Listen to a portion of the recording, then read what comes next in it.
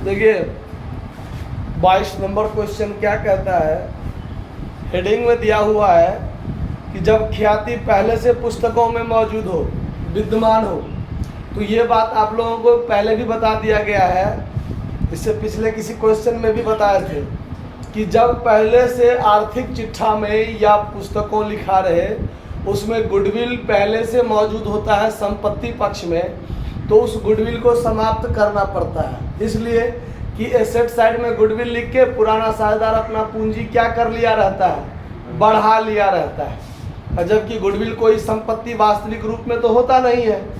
और नया साझेदार जब प्रवेश लेता है तो वो गुडविल में अपना हिस्सा तो देता ही है, तो फिर एसेट साइड में गुडविल क्यों रखा रहेगा, उसको समाप्त करना रहता है। ठीक है, तो देखिए सवाल है कि ABC 5:3:2 अनुपात में लाभ बांटते हुए साझेदार हैं, पुस्तकों में ख्याति 50,000 रुपया पहले से विद्यमान है। तो अगर पुस्तकों में पहले से ख्याति मौजूद रहता है तो पुराना साझेदार उसको पुराने अनुपात में बांटकर क्या कर लेते हैं, समाप्त कर लेते हैं।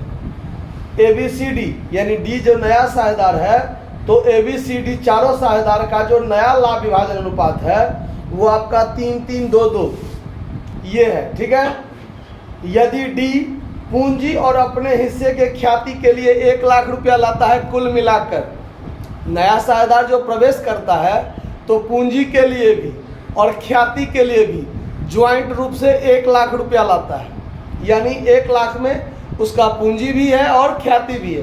तो कितना उसका पूंजी है और कितना उसका ख्याति है ये तो देखना पड़ेगा।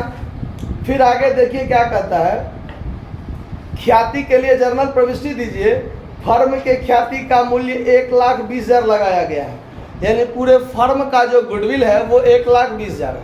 तो स्वाभाविक बात है कि पूरे फर्म का गुडविल 1,20,000 है और डी ने जो प्रवेश किया है तो प्रवेश के समय उसको लाभ में कितना हिस्सा मिलता है, तो लाभ में जितना हिस्सा मिलेगा गुडविल में भी वो उतना ही हिस्सा लाएगा। प्रीमियम के लिए जो गुडविल आता है वो उतना ही हिस्सा लाएगा, तो उसमें उसका हिस्सा कितना है वो देख लीजिए। और चूंकि इसमें नया अनुपात और पुराना अनुपात दोनों है तो त्याग अनुपात तो निकालना पड़ेगा। तो आइए पहले काम कर लेते हैं त्याग अनुपात का। 22 number, old ratio of ABC। पुराना अनुपात कितना था, 5:3:2। पुराना अनुपात 5:3:2 और new ratio of ABC and D 3:3:2:2, यही है ना। अच्छा अब देखिए सैक्रिफाइस रेशियो जब आप निकालिएगा तो old ratio minus new ratio, तो त्याग कौन सा करेगा, ABC, तीनों आदमी ना। पुराना है आपका 5/10, 5/10,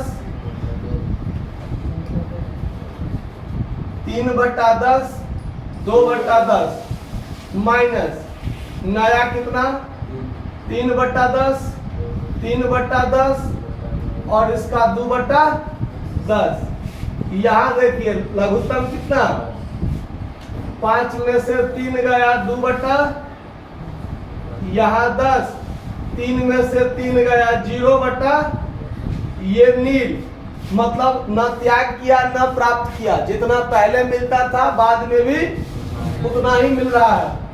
और इसका देखिए 10, 2 में से 2 गया 0/10, ये भी हो गया नील। मतलब कहने का मतलब कि सिर्फ ए जो है वो त्याग कर रहा है। ABC तीनों साझेदार था ना पुराना, लेकिन त्याग सिर्फ कौन कर रहा है, ए। B और C न त्याग कर रहा है न प्राप्त कर रहा है, तो ये सब नील मतलब गौन हो जाएगा, इसका कोई काम नहीं रह जाएगा। आइए अब यहां देखते हैं हम लोग कि total goodwill of the firm कितना है। Total goodwill of the firm 1,20,000 था ना, उसमें नया साझेदार जो डी है तो D's share in goodwill, D's share in 1,20,000 गुने डी का हिस्सा कितना है 2/10 ना, तो गुडविल में भी 2 कितना लाएगा, 0 से 0 कट गया, 12 दूनी 24,000। अब इस बात पर ध्यान दीजिए, नया साझेदार लाख कितना रहा है 1 लाख, तो 1 लाख में 24,000 किस चीज के लिए ला रहा है, प्रीमियम के लिए, और बाकी जो 76,000 बचा वो किस चीज के लिए ला रहा है, पूंजी के लिए। तो क्लियर हो गया ना, उसका पूंजी 76,000 और प्रीमियम 24,000। अब इस 24,000 को एबीसी क्या बांटेगा, त्याग अनुपात में। तो चूंकि एबीसी में बीसी तो त्याग किया नहीं, सिर्फ कौन त्याग किया है, ए, तो ये 24,000 पूरा का पूरा कौन ले लेगा, ए ले लेगा, तो ये बांटने की कोई जरूरत नहीं है। आइए अब दूसरा वर्किंग नोट देखते हैं। RS 50,000 goodwill appeared in balance sheet, जो बैलेंस शीट में पहले से कितना था 50,000, इस 50,000 को कौन बांट लेगा, एबीसी, एज शेयर, बीज शेयर और सीज शेयर, तीनों साझेदार बांट लेगा। 50,000 गुने कितना, पूर्णा अनुपात में 5:3:2 अनुपात में, तो 5/10, 50,000 गुने 3/10, अब 50,000 गुने 2/10, यही ना होगा। 1 0 से 1 0 कटाते इसका हिस्सा हो गया 25,000, 1 0 1 0 कट गया 15,000, और ये कट गया तो 10,000। ये बात समझने में कोई दिक्कत, कहीं कोई प्रॉब्लम इसमें। अब बनाते हैं journal entry. Journal entry in the books of the firm, ठीक है। पहला एंट्री किस चीज का बनेगा, तो नया साझेदार पूंजी और ख्याति दोनों के लिए 1 लाख रुपया हुंडा हुंडी ले रहा है,